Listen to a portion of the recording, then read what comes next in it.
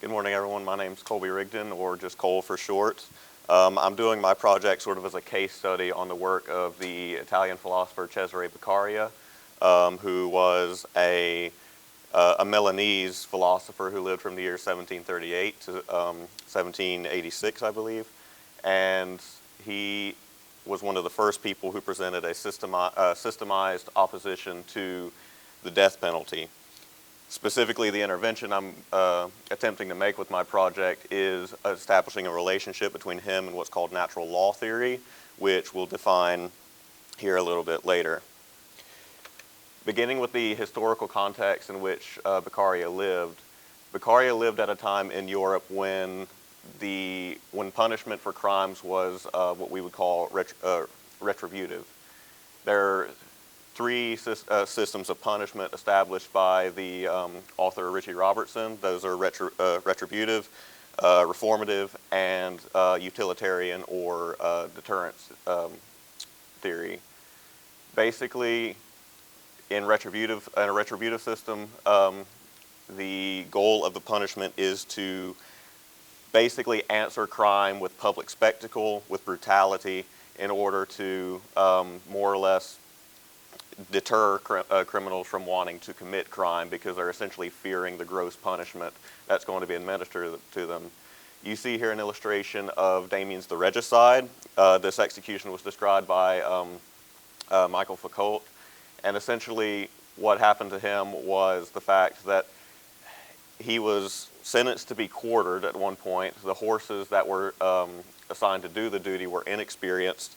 They didn't really know what they were doing. As they were attempting to quarter him, it just wasn't going correctly. At one point they had to sever his thighs. They had already removed skin from his arms with pincers. And essentially this became a prolonged ordeal that thousands of people were coming to see. Thousands of people came to see the execution of another French smuggler. I think it was around 6,000 people in 1751 came to see the execution of a French smuggler named Mandrin. In England in 1751 also, or rather 1741, you see the execution of a pickpocket named Jenny Driver, along with 16 others at Tyburn Tree in the West End of London. Jenny was propertyless, she was destitute, she was from an illegitimate background, and she was Irish. And her only crime was pickpocketing the rich and wealthy of London. And for that she was sentenced to hang as a public spectacle. The death penalty was administered liberally, but unequally, in that it was the sort of go-to punishment for any crime you can imagine, and it was primarily the poor which suffered from it. The rich were not required to be hung. They were given a quick, allegedly painless death in the form of decapitation, whereas the poor were hung, they were sentenced to the rack, they were drawn and quartered, so on and so forth. When you start looking at the scholarly conversation with Beccaria, Beccaria is often characterized as a forerunner of what's called utilitarianism. Now, we mentioned utilitarianism before as a system of punishment. That's not necessarily what we're speaking about here. Utilitarianism as a philosophy is more or less the idea that law exists for public utility. It exists more or less to secure the greatest happiness for the greatest number of people. However, by legal historians such as John Hostetler, he's characterized as a proponent of some form of natural law. Most agree, that is, like both those who view him as a natural law thinker and those who view him as a utilitarian thinker would agree that he is one of the earliest proponents of what we now call deterrence theory. That is that utilitarian form of punishment that we mentioned earlier, where essentially punishment exists to be proportionate to crimes in order to sort of form a clear mental association between a crime and its punishment. And the idea is that that will deter criminals, not only deter criminals from committing more crimes, but it is also just and proportionate, and it doesn't infringe on the rights of even criminals. we have to define what natural law is, as that is the relationship that I'm trying to establish between Beccaria's thought and a philosophical system. Natural law is essentially the theory that there are laws which exist as objective truths. You may have heard the biblical expression, the law that is written on every man's heart. That is more or less what we're speaking about here. These are immutable and unchanging. They're sort of universal across cultures. Basically, everyone knows that they shouldn't murder people. Everyone knows that they shouldn't steal property, so on and so forth. These are laws which, even though the logistics of what exactly qualifies, in regards to value or, the severity of a murder, so on and so forth, those things change between legal systems. However, the core ideas are there across the board.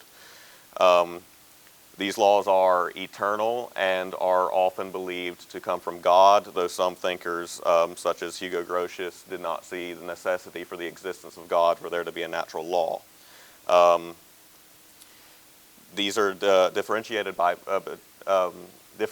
positive laws, in that positive laws are laws laid down by the government and spread through propagation. That is, they exist because they are invented by the state and people know about them because they are informed by the state. These laws are not necessarily moral in nature. They're not necessarily unchanging. These are things like traffic laws, so on and so forth. As an outgrowth of natural law theory, we have natural rights. Natural rights is more or less taking the principle of natural law, that there is an immutable, unchanging law which exists for every man, and it applies it to rights assigned to individual man. So basically, natural law is concerned with the common good. Natural rights are concerned more with the individual good, but both acknowledge that there is something immutable and unchanging and given sort of from outside of man at play. Thomas Hobbes, though he wasn't necessarily a traditional natural law thinker, certainly not a follower of Thomas Aquinas, who was one of the major progenitors of natural law, Hobbes establishes the relationships between natural rights and natural law by differentiating between lex naturalis and jus naturalis. Basically, lex naturalis, or the law of nature, are those laws which we discussed earlier. That's natural law. Jus naturalis is the right of nature. These are rights that men have more or less, again, by nature. These, most famously in various Enlightenment thinkers, are summed up as life, liberty, and property. In our own American tradition, we have it in the Declaration of Independence as life, liberty, and the pursuit of happiness, so on and so forth. Utilitarianism tends to be concerned with positive law, in that, again, utilitarianism sees laws as laid down by the state for the people, and there is no law to which the state itself is beheld necessarily. Cesare Beccaria, the philosopher that I'm arguing is appealing to more of a natural law, whereas many scholars say he appeals more to utilitarianism, or at least is a forerunner of it. In Crimes and Punishments, which is Beccaria's seminal work, that's where he lays down essentially a system of laws a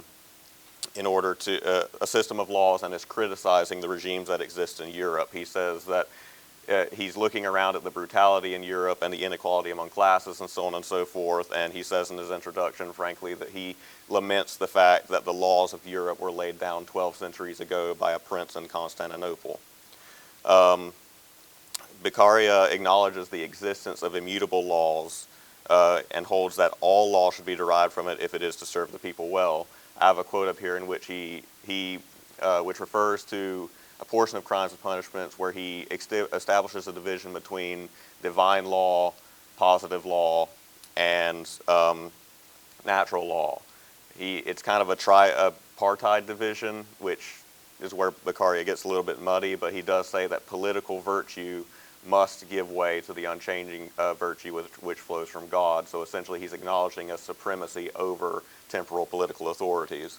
He also says that for a law to be good and to establish happiness among men, that essentially has to be grounded in the immutable principles which exist among every man.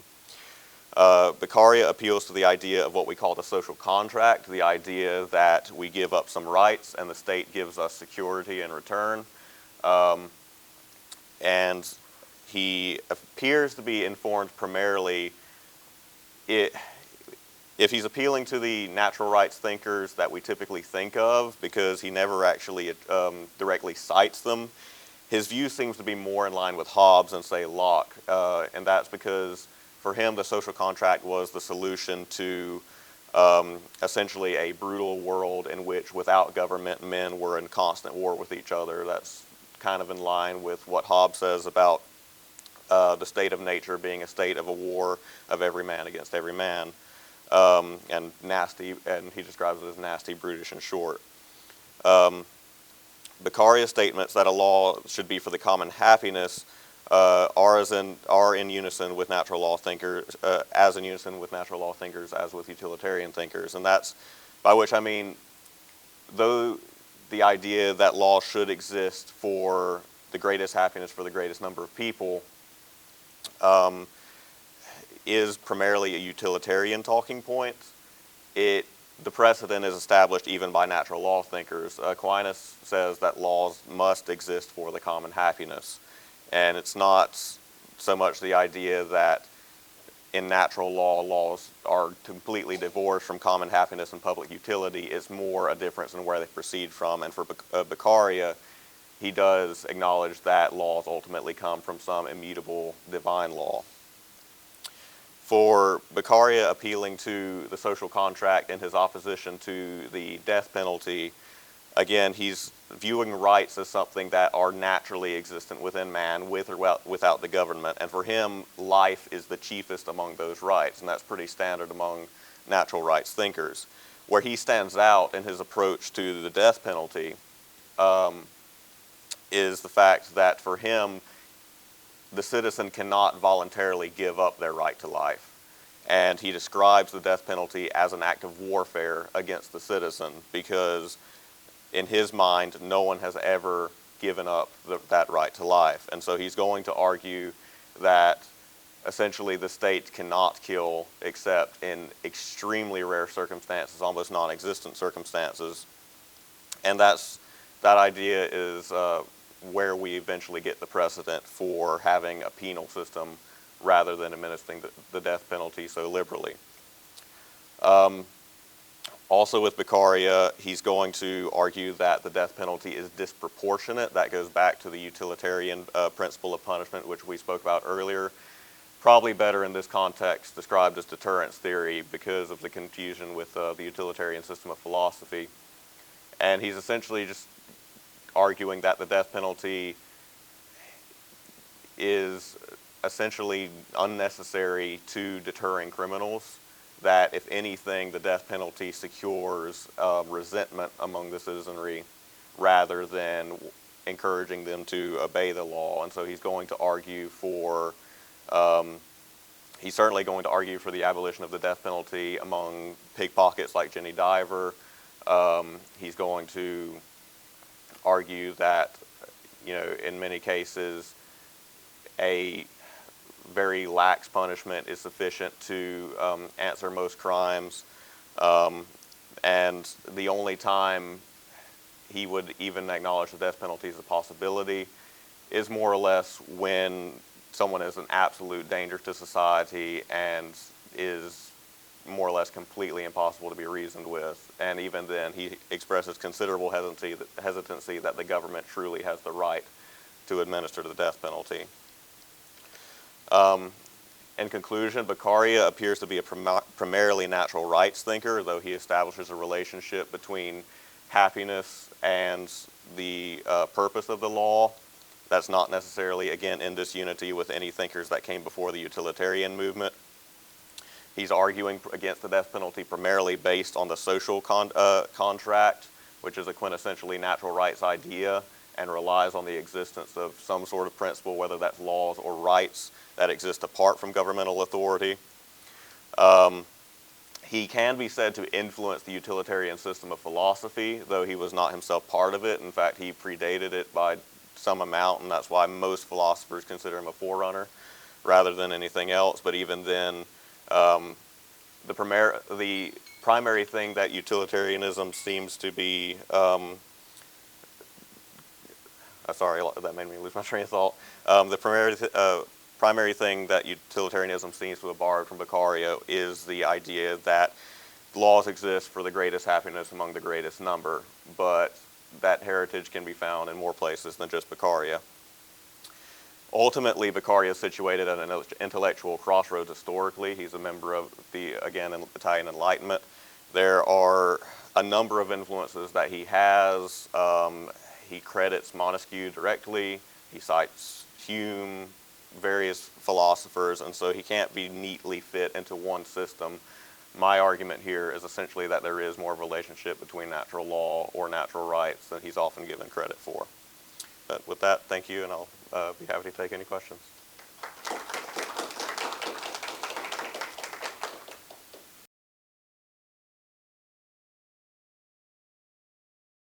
I did a paper in a class on philosophy of law over natural law and the death penalty, and it was just interesting to me that typically with natural law, you tend to just have this mindset of eye for an eye, you know, shed blood, your blood shed, so on and so forth. And so it was interesting to me to find out that there were people from within that movement that weren't necessarily for the death penalty, at least in all cases.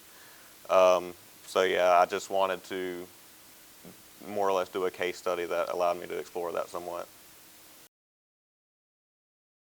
You know, back in the 70s, you had the Supreme Court that was, you know, very much leaning toward the idea that the death penalty was cruel and unusual, at least in the way it was administered. But then over time, as the states were able to demonstrate that their methods were quote unquote humane, that was kind of relaxed, and it seems like states are regaining more and more of that authority, and that's kind of the trajectory we're on now. But it'll be interesting to see how that plays out with the fact that you have states reintroducing gas chambers and things of that nature as execution methods. Yeah, I think that was South Carolina. But the trajectory seems to be giving more states more and more rights in that regard. But again, we haven't really had to deal with these even though they're behind closed doors now, still these more theatrical methods of execution that we haven't had to deal with in some time as lethal injection becomes harder and harder to perform. He does take particular issue with the fact that the state is performing it, but I think that his reasoning, the fact that that life is a right that you can't give up whether you want to or not, I don't think he would necessarily be in favor of any kind of vigilante justice either, because his idea is more that no one else can deprive you of life, because again, in his mind, that's a natural right that you just can't voluntarily trade off. Thank you.